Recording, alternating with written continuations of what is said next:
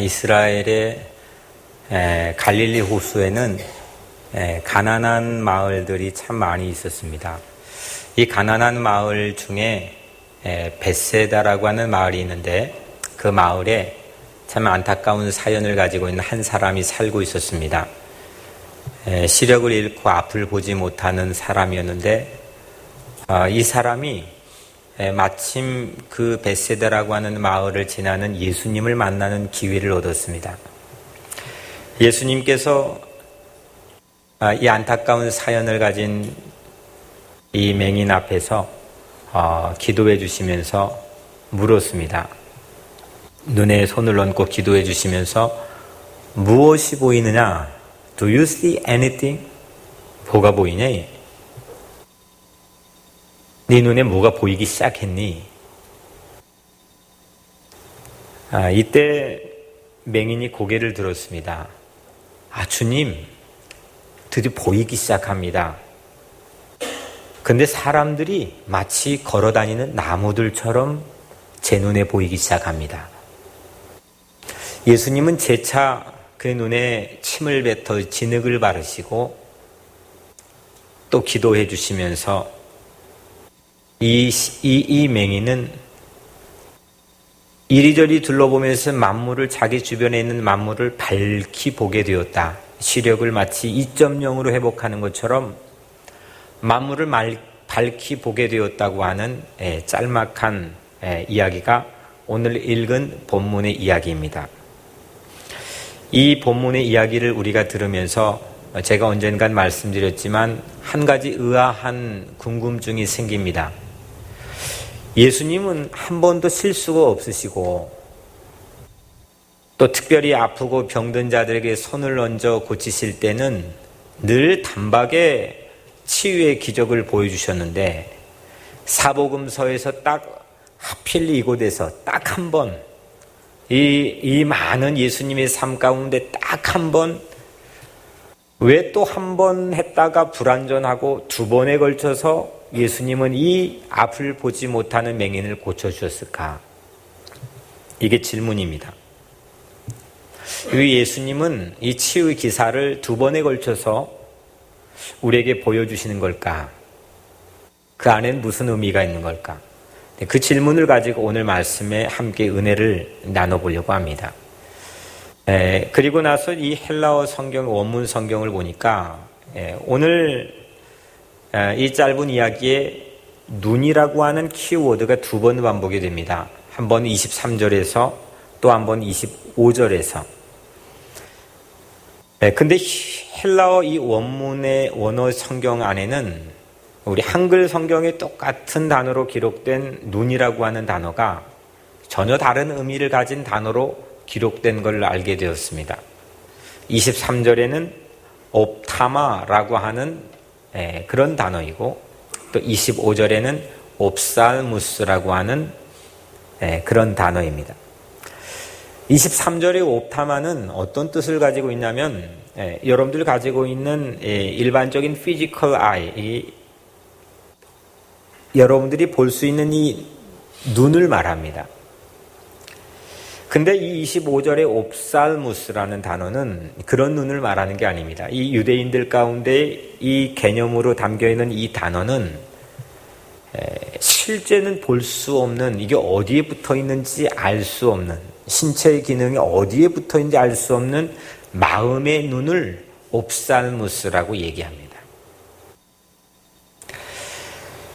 첫 번째 눈인 옵타마는 예수님이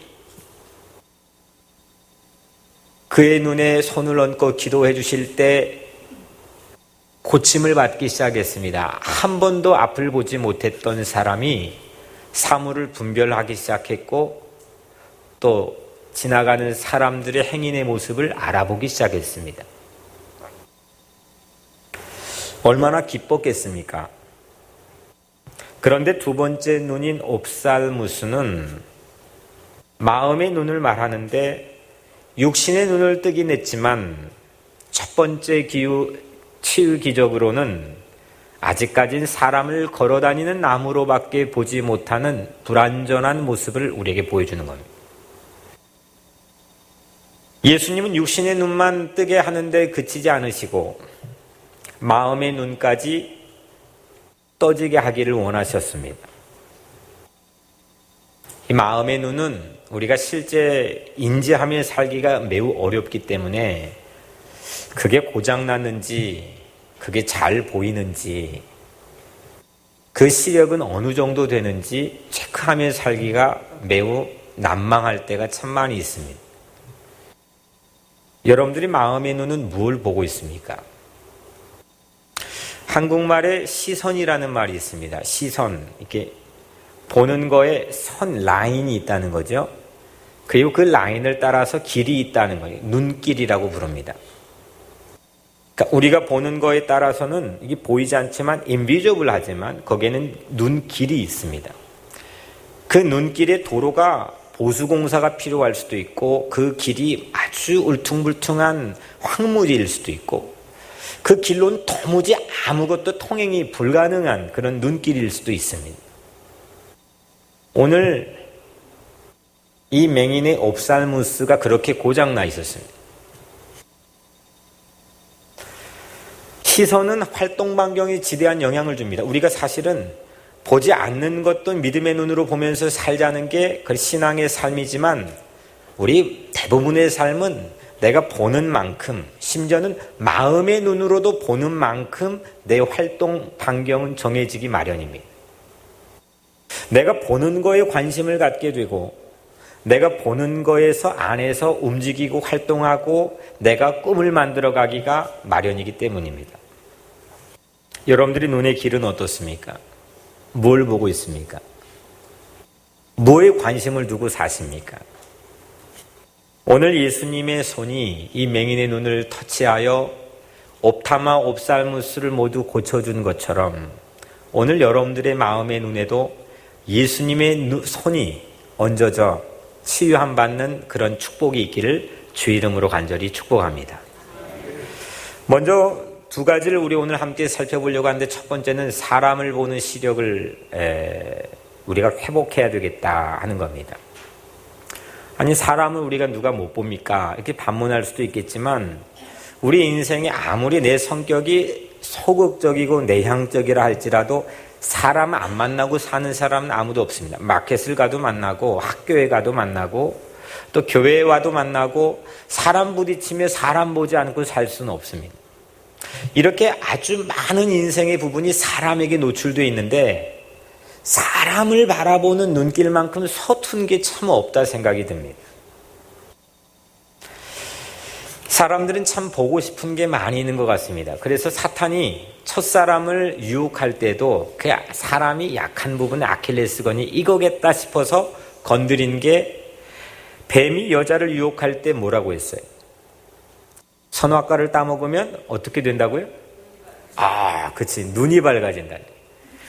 눈이 밝아져서 하나님같이 볼 수 있게 된다. 이게 사탄이 보니까 사람에겐 아주 기가 막힌 최대의 약점인 아킬레스건이라고 확신했던가 봐요. 그만큼 우리는 보고 싶은 게 많습니다. 그래서 여자인 하와가 보암직도 하고 먹음직도 한 그 과실을 봤습니다. 그 나무의 열매를 봤습니다. 그리고 선악과를 따먹었습니다. 그 따먹은 후부터 실제 눈이 밝아졌습니다. 근데 눈이 밝아진 결과는 아담과 하와가 치마를 만들어서 자기의 부끄러움을 가려야만 됐습니다. 아니 사람들이 눈이 밝아지면 더 많이 좋아지고 그리고 더 많은 걸 봐야 되는데 못 보는 것들이 생겨났습니다. 서로 진실을 보여주려고 하지도 않았고 또 보려고 하지도 않았습니다. 아니 눈이 밝아지려고 하는 그 유혹이 내게 오기 전에는 그냥 진실이 통했고 서로 그냥 모든 걸 봐도 무방했고 또 서로를 관찰하고 서로에게 주목하려고 했는데 하와의 눈이 나무를 향하는 순간 그들은 더 많은 걸 볼 수 있을 것 같았지만 볼 수 없는 그런 함정에 빠지게 되었습니다. 눈이 밝아졌다 하는 순간부터 서로 볼 수 없는 것들이 역설적으로 생겨났다는 겁니다. 이게 바로 죄의 결과입니다. 이건 첫 번째 죄의 결과로 이래로 우리 인간이 가지고 있는 모든 삶이 공통적으로 나타나고 있는 죄의 산물입니다. 우리가 가장 빈번하게 보면서 빈번히 가장 잘 못 보는 것들, 이게 바로 사람들이라고 말했습니다. 오늘 벳세다 소경도 사람을 걸어다닌 나무들로 봤습니다. 하와도 아담을 봐야 될 자리에서 나무를 봤습니다. 보지 말라고 했는데, 건들지 말라고 했는데 그걸 봤습니다. 이때부터 아무리 사람을 많이 봐도 인간의 눈은 점차적으로 사람을 사람답게 봐주지 못하는, 사람을 사람의 밸류로 보지 못하는, 사람을 사람의 의미로 보지 못하는 왜곡된 마음의 눈을 가지고 살게 되었습니다. 여러분들 마음의 눈은 어떻습니까? 육신의 눈은 멀쩡해도 혹시 마음의 눈은 오늘 맹인처럼 옵살무스가 고장난 채로 혹시 살고 있지는 않습니까? 3주 동안 국경선님 평화 비전 순례를 했는데 참 많은 기억들이 제 마음에 담겨 있습니다.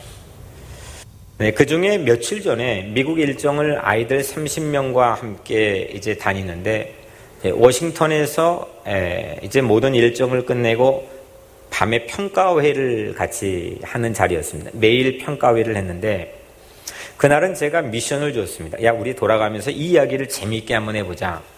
제가 이 일정을 시작하면서 하루던가 이틀 이렇게 셀폰을 좀 압수한 적이 있습니다. 우리 셀폰 없이 진짜 사진기로 찍은 건 우리 마음에 남아있지 않더라.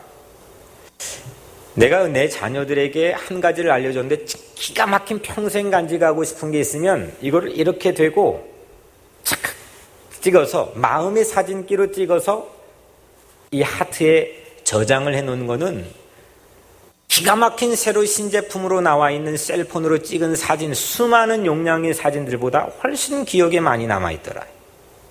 근데 애들이 그게 먹혔어요.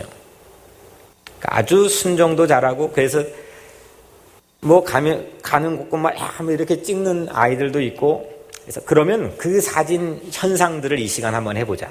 그날 밤에 아이들 보고 제가 숙제 미션을 줬습니다. 자기가 이번 3주 순례한 기간 동안 가장 자기 마음에 기가 막힌 최고의 사진으로 찍혀 있는 걸 이 시간 한 장씩만 현상해서 발표하자. 쭉 돌아가면서 얘기하는데 기가 막힌 정말 생각지도 못한 다양한 사진들이 막 나오기 시작했습니다. 우리는 박장대소하면서 너무너무 행복하고 즐거운 시간을 그날 밤 보냈습니다. 그런데 그 중에서 이 멤버 중에서 늘 항상 혼자 다니고 늘 아무 말도 하지 않고 늘 외톨이처럼 이렇게 있는 한 아이가 있었습니다. 우리 교회 얼마 전에 새로 나온 우리 중고등부 학생인 정민아라는 아이인데, 이 이야기를 하기 위해서 오늘 그 아이를 계속 왔다 갔다 하면서 예배실 언제 오나 이 이야기를 하도록 허락을 받아야 되니까, 마침 예배 직전에 와가지고 제가 허락을 받고 여러분들에게 말씀드리는데, 그 정민아라는 아이는 나중에 알았지만은 뭐 거의 SAT를 만점 가까운 수준에 맞고 아주 여러 가지 방면에 탁월한 그런 능력과 실력을 갖추고 있는 아이입니다. 그런데 마치 실오증에 걸린 아이처럼 한마디도 하지 않습니다. 늘 혼자 다닙니다. 특별한 이유는 아니었지만 그래도 혼자 다니는 아이니까 제가 늘 일행하고 같이 다닐 때마다 그 아이하고 그 셀카도 찍고 또 그 아이에게 말을 걸기도 하고, 특별한 아주 애틋한 마음을 가지고 한 것도 아니었습니다. 몇 번 그렇게 한 건데, 그날 밤 자기 마음속에 사진기를 꺼내서 이야기하는데 그 아이가 제 마음속에 있는 사진은 그 사진에 이름을 붙이면 목사님입니다 라고 하는 거예요. 자기에게 와서 바쁘는 부모의 이민 생활 가운데 자라나는 이 자녀가 누가 이렇게 와서 애틋하게 자기에게 진심으로 말을 해주고 자기 액면가 그대로 봐주고 자기 삶을 그렇게 함께 따뜻하게 나눠준 경험이 없었다는 겁니다. 그러면서 갑자기 펑펑 우는 겁니다. 아이들이 다 있는데 울음을 그치지를 않는 거예요. 이 아이는 그 순간 자기 삶의 가장 중요한 모멘텀을 맞이했다고 저는 생각했습니다. 저는 그렇다고 이 아이를 그렇게 좀 내가 잘 대해줘야 되겠다라는 마음도 전혀 없었습니다. 사람이 사람답게 새로운 구실을 하면서 변화되는 건 모든 사람들의 소망일진데, 그렇게 자기 삶의 트랜스포밍이 일어나는 순간들을 보면 바로 이런 공통점을 가지고 있는 것 같습니다. 누군가가 나에게 진실한 마음으로 와줘서 나를 사랑해주고 아껴주고 마음을 나눠줄 때. 왜냐하면 그만큼 아담 하와 얘기를 했지만 사람 더 많은 것 보려고 첨단 기술들을 개발하고 살지만 이제는 우주 은하계까지 볼 수 있는 실력을 갖추고 있다고 문명은 자랑하고 있지만 정작 가장 가까이 있는 사람을 사람답게 보지 못하는, 점차로 그 방면엔 무능해져 가는 시대를 우리는 통감해 살고 있기 때문입니다. 세상에 나가보세요.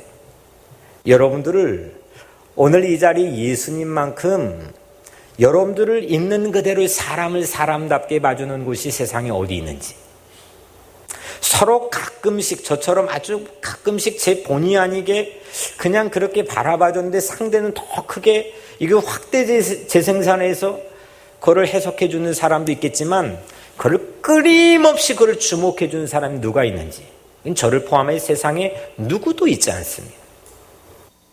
오직 예수님 한 분만이 우리를 그렇게 봐주십니다.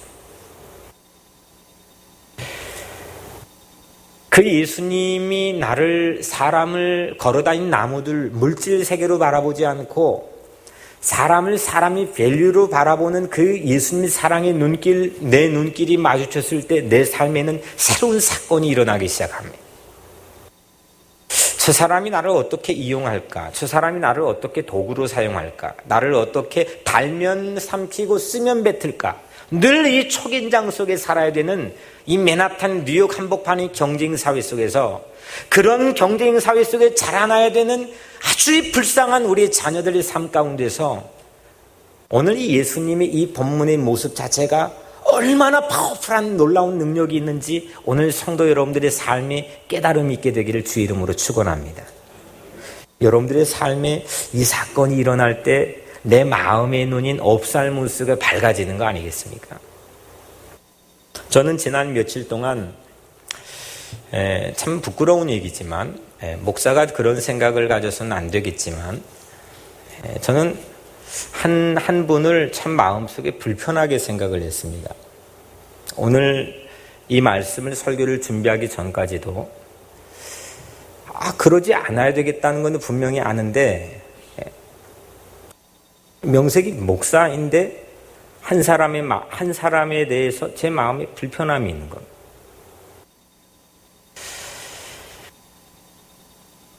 이 마음을 가지고는 내가 어떻게 하나님의 말씀을 위선적으로 잘 포장하고 전할 수 있을까? 참 마음에 깊이 고민이 되었습니다. 근데 오늘 이 말씀을 묵상하면서 사람을 사람으로 보고 사람을 사람답게 대해주고 사람 안에 있는 하나님의 놀라운 이 형상을 가장 세상의 천하보다 귀한 밸류를 바라봐주는 이 예수님의 눈길, 예수님의 이 손터치를 묵상하면서 제 마음에 있는 문제를 해결받기 시작했습니다. 비단 제 마음의 한 개인의 마음을 여러분들에게 양심 선언하는 것처럼 오픈했지만 오늘 여러분들의 마음은 어떻습니까? 여러분들의 삶은 어떻습니까? 내 자녀를, 내 반려자를, 내 교우를, 내 이웃을, 내 직장 동료를, 내 밑에 있는 사람을 어떻게 바라보며 여러분들 사십니까? 예수님을 믿는, 또 예수님 때문에 큰 수지를 맛보는 사람으로서 여러분들의 눈길은 어떤 상태에 놓여 있습니까? 오늘 우리 모두는 아까 정민아라고 하는 한 그 청소년 자매처럼 늘 마음은 보는 거는 다 마음껏 보고 그래서 내가 자유롭게 활동할 수 있는 것 같지만 내 마음의 눈이 고장이 나서 마치 내 인생의 영혼은 감옥에 갇혀 있는 것처럼 외톨이로 살아가는 인생도 있을 줄로 압니다. 오늘 예수님께서 여러분들의 마음을 터치하고 치유해 주시기를 주의 이름으로 축원합니다.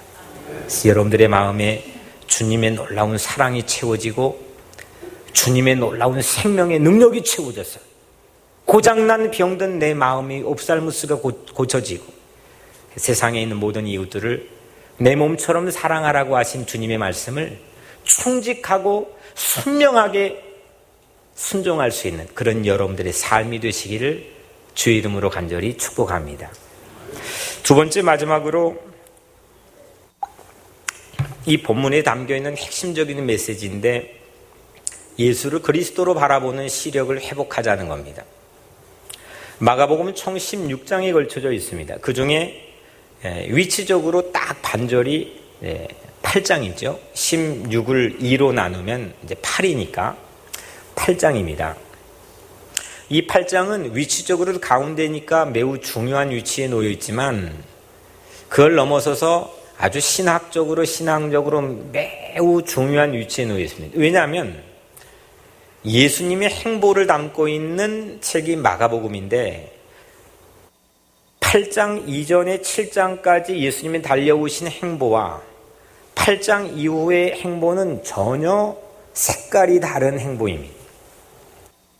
물론 한 가지 일맥상통한 메시아로서의 가지고 있는 행보이긴 하지만 이 땅에서 보여주신 예수님의 삶의 포커스는 전혀 다른 분기점을 이 8장이 만들어내고 있습니다. 1장부터 7장까지, 특별히 8장 안에까지는 예수님의 미라클이 주되게 소개되고 있습니다. 기적.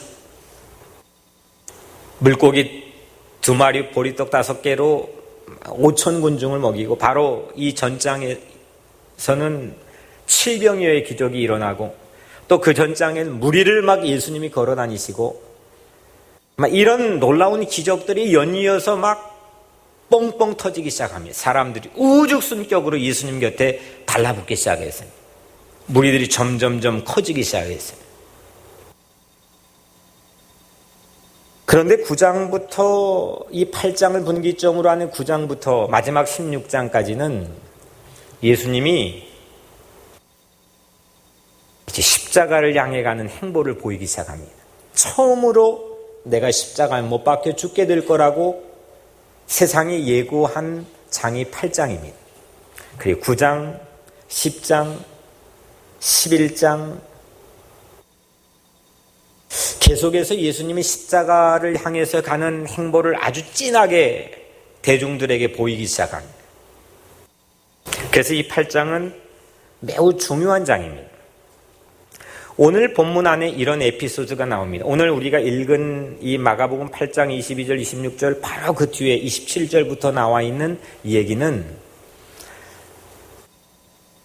예수님께서 하루는 제자들을 불러 모아놓고 이런 질문을 했습니다. 야, 사람들이 나를 뭐라고 부르던, 사람들이 나를 어떻게 생각하던, 여론이 어때? 그때 제자들이 이렇게, 사람들이요, 예수님을 세례 요한이라고 하는 사람도 있고 엘리야라고 하는 사람도 있고 여하튼 세례 요한, 엘리야, 예언자 같은 파워를 가지고 있는 예언자 중에 한 사람으로 사람들은 대체적으로 생각하는 것 같습니다. 아주 잘 나가고 있습니다.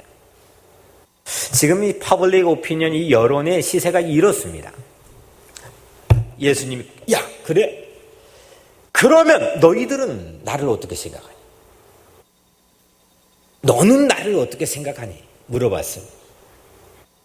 이때 뭐라고 했어요? 누가 말했죠? 베드로가 손을 들고 저요! 하고 베드로가 말했는데 주는 그리스도이십니다. 마태복음 16장 버전으로 하면 주는 그리스도이십니다. 살아계신 하나님의 아들이십니다. 바요나 시몬아 네가 복이 있도다. 어마어마한 만점짜리 대답을 했습니다. 그리고 나서 예수님께서 마태복음, 마가복음 다 무슨 얘기를 했느냐면, 야, 그런데 내가 잠시 후에 인자가 팔려 고난을 받고 십자가에 못 박혀 죽임을 당하고 다시 살아나게 될 거다.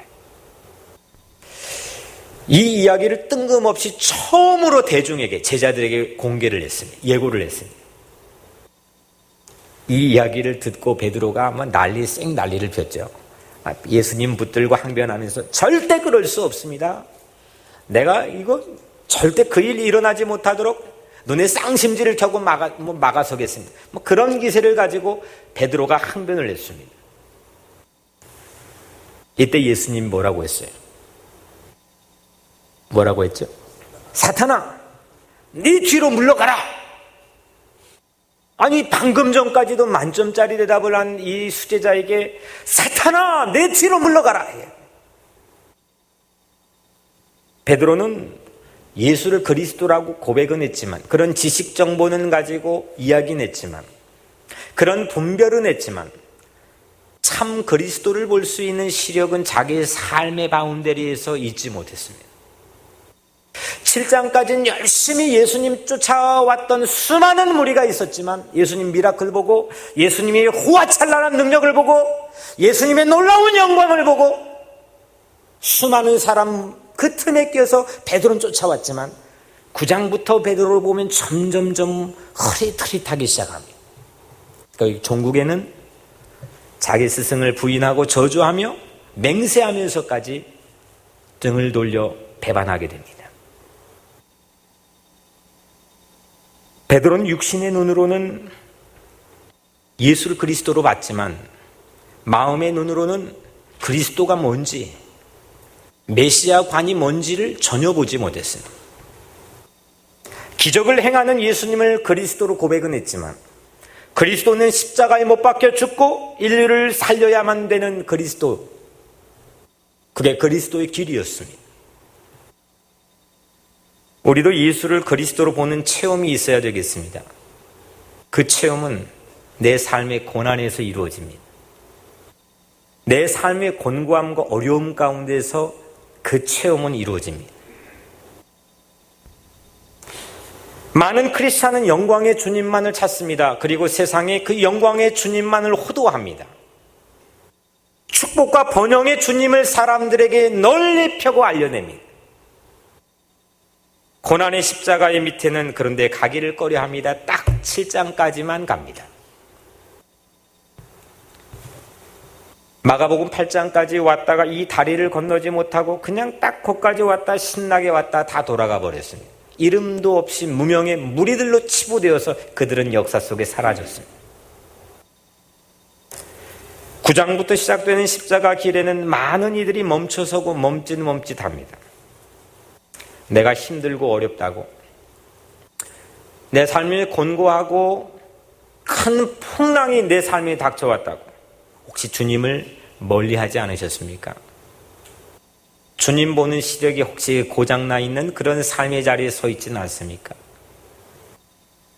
사람 때문에 마음이 시험 들어 힘들다고 예배 드리는 걸 중단하진 않으셨습니까?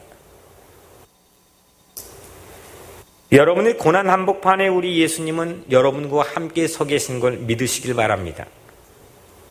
그 자리에서, 여러분들이 고난받고 있는 자리에서 예수님은 그곳에 함께 서 계십니다. 오늘 맹인, 앞을 보지 못하는 맹인이 옵타마뿐만 아니라 옵살무스를 만져 고쳐주시려고 하는 그 예수님의 애틋한 사랑의 그 눈길처럼 예수님은 늘 여러분들 곁에 그 눈길로 여러분들을 바라봐 주십니다.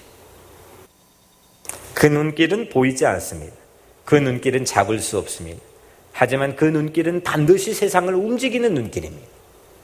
그 눈길에 터치되어서 마주치는 우리 각자의 모든 눈길이 우리 새로운 삶을 열매 맺게 하는 겁니다. 십자가를 통해 우리는 예수를 그리스도로 볼 수 있습니다. 아니, 십자가만을 통해서요. 십자가만을 통해서 우리는 예수를 그리스도로 참되게 고백할 수 있다는 것. 예수님을 그리스도로 볼 수 있는 마음의 눈, 그 눈이 여러분들의 삶 가운데 오늘 이 시간 열려지게 되기를 주의 이름으로 축원합니다. 축원합니다. 눈에도 길이 있어요. 서두에 말씀드린 것처럼 눈에도 길이 있습니다. 내가 뭘 보고 있는지, 뭘 사랑하고 있는지, 무엇에 관심 두고 있는지. 내가 가는 곳마다 눈길이 열립니다. 눈의 길이 열립니다. 그런데 그게 병든 눈길일 수도 있고 아니면 기가 막힌 탄탄대로의 하이웨이 눈길일 수도 있습니다. 사람을 걸어다닌 나무로 바라보는 그런 물질 도구, 내 삶이 유용한 도구로 전락시켜버리는 그런 병든 눈길도 세상에 많이 있고 예수를 그리스도로 못 본 그런 병든 눈길도 세상에 많이 있습니다. 오늘 마음 눈이, 이 옵살무스의 눈이 혹시 우리 삶 가운데 병들었다면 주님, 내 눈을 만져주세요. 내가 어떤 상황에 있든지, 내 삶이 어떤 공고한 자리에 있든지, 내 마음에 어떤 미움, 시기, 질투가 가득 차 있든지 그 주님의 눈길 때문에 내가 새로운 걸 바라보고 살게 도와주세요. 이렇게 여러분들 기도할 수 있게 되기를 바랍니다. 예수 믿는 파워가 뭐겠습니까? 세상에 사람들 우리보다 더 잘 볼 수 있습니다. 그쪽 방면으로 파고들고 공부하면 세상에 있는 사람들 과학과 기술에 기대어 우리보다 훨씬 더 능력 있는 눈길을 가질 수 있습니다. 보이는 걸로. 근데 우리는 세상 사람들의 다르다는 게 영혼의 눈이 있다는 걸 믿는 사람들 아니겠습니까? 마음의 눈이 있다는 걸 믿는 사람들 아니겠습니까? 아무리 가려도 세상 사람들을 아무리 속여도 내 마음의 눈은 뭔가를 보고 있다는 걸 우리는 알고 있지 않습니까? 예수님은 마음 깊은 곳까지 봐주시고 만져주시는 분입니다. 모든 형편을 다 보시고 우리를 쉴만한 물가로 인도해 주시는 분입니다. 우리 다 알고 있는데 우리 어떤 행보를 가고 있는지 베드로 속마음처럼 다 알고 계시는데도 우리를 포기하지 않고 우리를 붙잡고 우리 눈을 떼지 않고 우리 눈과 눈맞춤을 하는 분이 예수님입니다. 이 눈길이 예수님을 핍박하던 사울의 눈길에 마주쳤고 그렇게 변하지 않을 것 같았던 사울의 인생을 뒤바꿔 놓지 않았습니까? 사울은 3일 동안 보지 못했습니다. 이후 다시 태어난 바울은 사람을 기가 막힌 사람의 아주 오리지널 원색적인 사람 밸류로 보니까 바울 앞에만 서면 사람들이 다 무너지기 시작했습니다. 바울 앞에만 서면 사람뿐만 아니라 도시가 무너지고 도시가 변화되게 되었습니다. 오늘 주보 목회 서신에 제가 여러분들에게 써놓은 오늘 전파사 모임 시간에 나눌 내용인데 제가 잠깐 여러분들에게 읽어드리겠습니다. 어느 날 밤 어떤 사람이 꿈을 꾸었다. 주님과 함께 해변을 걷고 있는 꿈이었다. 그는 모래 위에 난 두 사람의 발자국을 보았다. 하나는 그의 것이고 다른 하나는 주님의 것이었다. 그런데 어느 순간엔 한 사람의 발자국만 있었다. 자기 인생을 추억해보니 그때는 자기가 가장 어렵고 고통스러운 시기였다. 섭섭한 마음이 들었다. 그래서 그는 주님께 물었다. 주님, 제가 당신을 따르기로 했을 때 늘 저와 함께 하겠다고 약속하셨잖아요. 그런데 제가 당신을 가장 필요로 하는 순간에 당신은 어디 계셨습니까? 그러자 주님이 말씀하셨다. 시련과 고통의 순간에 네가 보았던 그 발자국은 힘들어하던 너를 업고 걸었던 바로 내 발자국이란다. 그러니까 못 봤는데 주님이 깨닫고 새롭게 보게 했던 그 하나만 있는 발자국은 내가 너무 힘들어 지쳤을 때 주님이 나를 업고 걸었던 주님의 발자국이었다. 여기까지는 우리가 잘 아는 내용입니다. 근데 요즘에 최신 업그레이드 버전이 나왔는데 그 이유를 제가 잠깐 읽어보면 그 사람이 다시 꿈속에서 모래 위에 찍힌 발자국을 보게 되었다. 어렵고 힘들었던 시간 발자국은 여전히 하나밖에 없었는데 그것은 틀림없는 예수님 발자국이었다. 그런데 이번에는 그 발자국이 어지러이 흩어져 있었다. 예수님, 정말 저 때문에 많이 힘드셨군요. 죄송해요. 예수님은 그래, 그때는 엄청난 폭풍우가 몰아쳤지 하고 추억에 잠긴 듯 말씀하셨다. 그런데 그 다음에 이어진 발자국은 지그재그로 더 엉망이 된 두 사람의 발자국이었다. 예수님, 이건 왜 그런가요? 그러자 예수님이 신이 난 듯 대답하셨다. 네가 기억 못하는구나. 그때는 우리가 함께 춤을 춰서 그렇단다. 이게 상상력이라는 게 실제 우리 조태한 장로님이 저에게 글을 쓴 거를 이 본래의 참조 레퍼런스 문헌을 가지고 1930 몇 년도에 14살 아이가 이 초반부의 내용은 시를 쓴 건데, 여하튼 최신 업그레이드 버전이 이게 뭐 어떤 신빙성이 있는 얘기인지는 모르겠지만, 여하튼 우리가 뭘 보고 사느냐, 뭘 깨닫고 새로 바라보고 사느냐, 이거 인생에 신명난 힘을 제공해 주는 것 같습니다. 아니, 주님이 나를 업고 다니시는 건 이제 알겠습니다. 이 한 발자국 예수님 정말 힘드셨겠군요. 근데 이렇게 왜 어지러져 있습니까? 왜 스텝이 이렇게 꼬여 있습니까? 근데 예수님이 너 몰랐구나. 그때 너랑 같이 춤을 췄잖아. 새로운 발자국에 대한 시선을 고정시켜 주시고 바라보게 해주신 이 놀라운 은혜가 주님 안에 맛보는 은혜 아니겠습니까? 사랑하는 성도 여러분, 뭘 보고 사십니까? 뭐 어떤 고정관념을 가지고 그 시선을 가지고 여러분들의 삶을 사십니까? 예수님만 알 수 있는 십자가 사랑의 눈길, 그 십자가에서 못 박혀 죽으시면서 자기를 못 박아 죽게 하는 사람들을 용서하고 자비를 베풀었던 그 놀라운 사랑의 손길, 그 사랑의 눈길로 우리 눈길이 마주치냐면 흐리멍텅한 병든 내 삶의 눈일지라도 모두 다 고침받고 치유함받고 새 것을 볼 수 있다고 하는 게 복음의 능력이라고 저는 확신합니다.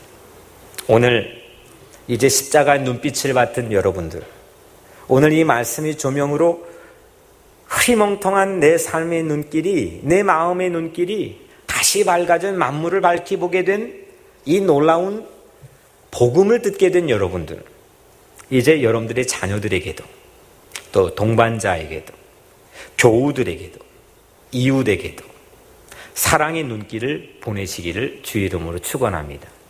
성경이 하나님 주신 두 가지 계명은 이웃을 내 몸처럼 사랑하고 하나님 마음과 뜻과 정성을 다해 사랑하라. 하나님 사랑, 이웃 사랑이. 오늘 벳세다 이 소경 옵살무스 고쳐진 사건은 사람을 사람답게 봐주고 사람을 사랑하는 마음을 회복하고 예수님, 우리 주님을 참다웃게 만나고 이 예수님을 바라보고 믿고 신뢰하며 사랑하는 그 눈길을 회복하는 하나님 사랑, 이웃 사랑, 이 놀라운 복음이 이 복음서, 이 짤막한 이야기 안에 담겨 있다고 생각합니다. 오늘 이 여러분들의 삶에 동일한 놀라운 주의 능력이 있게 되기를 주의 이름으로 간절히 축원합니다. 기도하겠습니다. 사랑의 하나님, 감사합니다. 오늘 우리 눈이 뭘 바라보고 있습니까? 우리 눈이 바라보는 것마다 우리가 행복한 삶을 살고 있습니까? 하나님, 우리 눈을 만져주시옵소서. 우리 옵살무스를 고쳐주시옵소서. 그래서 우리가 보는 것마다 의미 있는 것들을 보게 하시고 필요한 것들을 보게 하시고 지혜를 보게 하시고 사랑을 보게 하여 주옵소서. 예수 그리스도 이름으로 간절히 기도드리옵나이다. 아멘.